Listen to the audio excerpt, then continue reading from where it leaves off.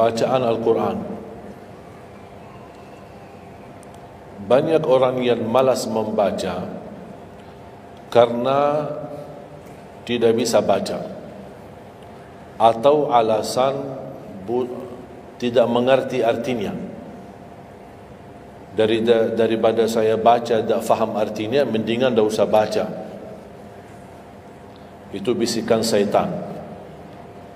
Yang membisiki seperti ini adalah syaitan. Buat apa kamu baca? Kan kamu tak faham. Mendingan tak usah baca, supaya kita meninggalkan bacaan Al-Quran. Sedangkan dijanjikan oleh Allah SWT dan juga Rasulullah SAW, setiap satu huruf 10 kebaikan, bukan setiap amal.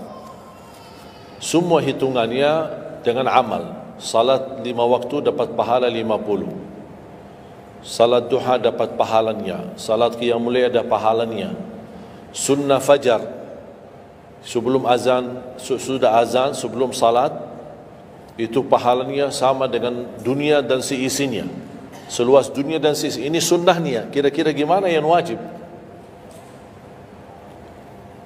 Rasulullah SAW bersabda di hadis yang sahih, la aqulu alif lam mim harf, walakin alifun harf wa lamun harf wa mimun harf. Alif lam mim bukan satu huruf, tapi alif satu huruf, lam satu huruf, mim satu huruf. Cuba kalau kita baca setiap hari satu halaman aja, berapa kita mendapatkan nilai pahala? Hitung, silakan. Bawa kalkulatornya dan hitung sendiri. Tak ada yang sia-sia di sisi Allah. Membaca Al-Quran walaupun tidak memahami isinya, tetap terhitung setiap satu huruf 10 kebaikan. Berarti anda tidak sia-sia membaca Al-Quran walaupun tidak faham. Ada orang membaca tapi berbata-bata. Dia merasa salah bacaannya, keliru. Dia sudah berusaha belajar tapi itu kemampuannya. Didatangi syaitan, dibisikin, salah mulu bacaan kamu, tak benar bacaan kamu, wakaf tidak benar, panjang pendeknya tak benar, apalagi hukum tajwid tak benar. Bisa keliru, bisa dosa. Astaghfirullah, dosa ya. Udah, terima kasih syaitan. Malah dia terima kasih lagi sama syaitan.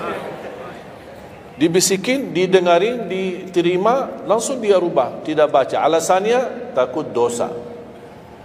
Padahal ada berita gembira dari Rasulullah SAW, al-mahiru bil-Qur'ani ma'as safaratil kiramil barara. Yang mahir dalam membaca Al-Quran, nanti di hari kiamat dia bersama malaikat safara kiram barara. Terus ya Rasulullah, gimana keadaan yang berbata-bata itu? Gimana? Walladhi yatata'ta'u fi wa huwa alaihi syaq lahu ajran. Barang siapa yang membaca tapi masih berbata-bata dalam bacaannya, bukan dosa, justru 2 pahala. 1 karena dia mau baca Al-Quran, kedua karena ada berbata-bata, kesulitan dalam membaca. Allah menghargai kesulitan, Allah berikan pahala. Berarti tidak ada rugi sama Al-Quran. Semenjak saya mengambil keputusan tidak memegang HP, saya sadari betapa banyak kita rugi berjam-jam, berhari-hari, berminggu-minggu, bahkan bertahun-tahun kita jauh dari Al-Quran. Aku heran ketika mendengar ada orang yang bisa lewat 1 bulan tapi tidak khatam Al-Quran. 1 bulan, 30 hari, berarti minimal setiap hari 1 juz. Dikali 30 hari, 30 juz. Ada orang 1 tahun tak khatam-khatam. Syukur kalau khatam di bulan suci Ramadan 1 kali. Habis Ramadan dia tutup Al-Quran. Mohon maaf, ketemu lagi di tahun depan pas Ramadan lagi. Ini keadaan kita. Makanya orang berkata, negeri kita bermasalah terus, negeri kita politiknya begini, negeri kita selalu ada ini. Perbuatan tangan kita.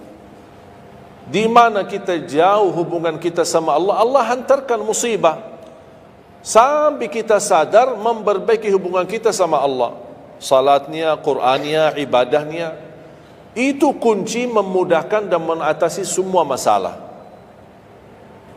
Silahkan rubahkan pemimpinnya berkali-kali, rubahkan aturan negaranya berkali-kali, tidak akan bisa terjadi kebaikan kecuali hubungan kita dari Allah Subhanahu Wa Taala.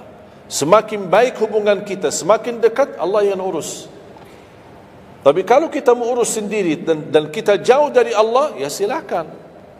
Kata Allah, silahkan. Wakaltuhu ila nafsi, aku tinggalkan dia untuk dirinya sendiri. Dan siapa kira-kira yang bisa mengurusi dirinya kalau bukan bertolongan Allah Subhanahu Wa Taala?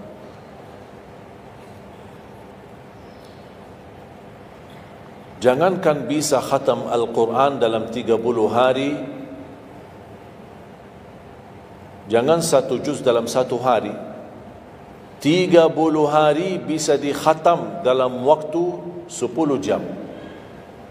Saya pernah tes, menghitungkan waktu, bawa alarm, membaca dari subuh sampai zuhur. Tiba waktu zuhur, saya stop alarmnya, saya lanjut lagi habis zuhur.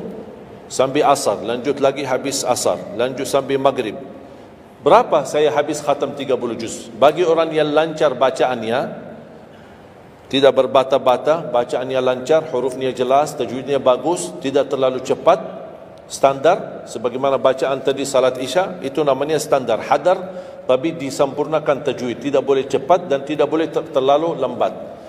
10 jam mampu khatam 30 juz.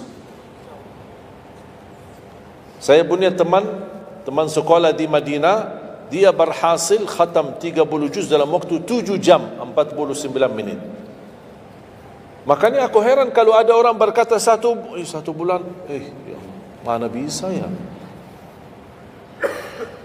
Tahu enggak ya, apa yang membuat masalah kita kenapa tidak bisa khatam Al-Quran? Karena suka lihat halaman belakang. Begitu buka, baru mulai Al-Baqarah, Alif Lam Mim Dzalikal, buka terus halamannya. Sambil baca kita buka 600 sekian, kapan habisnya? Hudan lil muttaqin, sadaqallahul azim. Sudah langsung sadaqah, karena sudah merasa berat. Dia menghitung halaman belakang, sedangkan dia baru aja mulai 1 ayat. Dia langsung sadaqallahul azim. Syaitan tidak mungkin dan tidak senang melihat kita sering membaca Al-Quran. Kalau orang dulu susah baca Al-Quran, wajar, karena susah menemukan Quran. Zaman sahabat cari kulit unta untuk tuliskan ayat yang Allah turunkan. Ada potongan ayat di Sayyidina Utsman, ada potongan ayat di Sayyidina Abu Bakar, ada potongan ayat di sana sini. Coba kumpulkan, susah. Makanya semuanya larinya kepada sahabat yang begitu datangnya wahyu, mereka langsung mendengar dari Rasul, langsung bisa hafal. Seperti Sayyidina Ubay bin Ka'ab radhiyallahu an, Zaid bin Thabit radhiyallahu an, Anas bin Malik radhiyallahu an, Uthman bin Affan. Jadi mereka datangin para penghafal Qurannya. Dah ada mushaf, dah ada Quran, dah ada HP, bisa download Al-Quran 30 juz. Gimana? Tapi mereka tidak pernah tinggalkan Al-Quran. Bahkan ada di antara sahabat yang setiap malam tahajudnya khatam 30 juz dalam 1 tahajud. Cuba bayangkan, kira-kira alasan kita apa? Quran sudah di mana-mana, dalam segala terjemahan, warna-warni, tajwid, semua ada. Yang bagus, yang besar. Maaf, mata saya, ada yang besar, ada segede meja ini, ada. Susah menemukan, alhamdulillah HP bisa sekarang isinya 30 juz, bisa dibawa kemana-mana, tak usah pusing mencari Al-Quran. Semua kemudahan, semestinya kita mampu mengalahkan sahabat Rasul, karena kita semua fasilitas ada. Apa yang kita mau bilang sama Allah? Ada seorang, mungkin Bapak Ibu pernah nonton di acara Hafiz Indonesia, namanya Kaila, buta. Dia setiap hari, saya tanya, kamu berapa murajaah bacaan Quran setiap hari? 5 sampai 7 juz. Buta, 5 sampai 7 juz. Saya kaget, tak panyakan, kan kasihan kamu. Dan kebetulan kamu sudah punya uzur, kamu dah baca Al-Quran sama sekali, ana yakin Allah maafkan. Buta, dah bisa. Tahu enggak jawabannya apa? Saya malu sama Allah menjadikan buta saya alasan tidak baca Quran. Ini anak usia 7 tahun. Malu sama Allah menjadikan buta, padahal ini ujian. Butanya dari Allah, bukan dari dirinya. Tapi dia malu menjadikan buta itu alasan tidak baca Quran. Pertanyaan saya, alasan antum apa? Apa alasan? Sibuk. Belum ada waktu. Ya, saya maklum, belum ada waktu. Memang dunia ini bikin stres. Makanya tidak ada waktu. Saya nasihatkan mulai hari ini, jangan kasih Al-Quran sisa waktumu. Dalam istilah, kalau ada sisa waktu, insya Allah saya baca Quran. Kalau itu niatnya, tidak bakalan. Tapi tolong utamakan Al-Quran dalam sehari-harimu. Minimal mulai harimu baca Quran, tutupi harimu baca Quran. Jangan tunggu sisa waktu. Wallahi Al-Quran keberkahannya luar biasa. Kesumbuhan, petunjuk, keberkahannya menjaminkan ke surga, selamat siksa neraka, selamat dari siksa kubur. Banyak anugerah. Sayang. Kadang-kadang kalau kita mendengar ada seorang da'i atau seorang ustaz, materi-materi bukunya bagus, isinya bagus, kita kejar. Di mana buku itu jual? Kita cari informasi, di mana buku itu jual? Ini tulisan manusia. Kita kagumi, kita banggakan, kita suka dan kita ikuti, bahkan kita kejar di mana-mana. Al-Quran kalamullah. Masa kalam manusia lebih mulia di hati kita daripada kalamullah?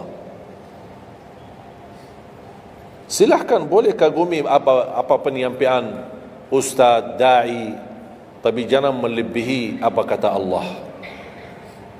Jangan kita terharu ketika mendengar seorang berceramah, tapi berkali-kali kita simak ayat suci Al-Quran tidak pernah meneteskan air mata, seperti mendengar surat kabar atau koran. Masalah. Ternyata ucapan manusia lebih menyentuh hati. Padahal kata Allah, kalau Al-Quran diturunkan di atas gunung bisa hancur jadi tanah basir. Kembali lagi, jangan lewat satu hari belum baca Quran. Tidak bisa baca, masih bisa simak, dengar, setelkan murattal dari HP-mu. Manfaatkan kondisi macet di Jakarta. Manfaatkan, lagi naik motor, taruh apa ruginya? Ruginya apa? Simpan handsfree di telinga, ya sambil bawa motor. Dengarin ayat suci Al-Quran. Nikmat, berkah, dalam lindungan Allah, disertai malaikat. Apa ruginya? 1 jam di dalam perjalanan, tidak ada rugi. Terhitung memang umur kita, tapi sudah diisi mendengar Al-Quran.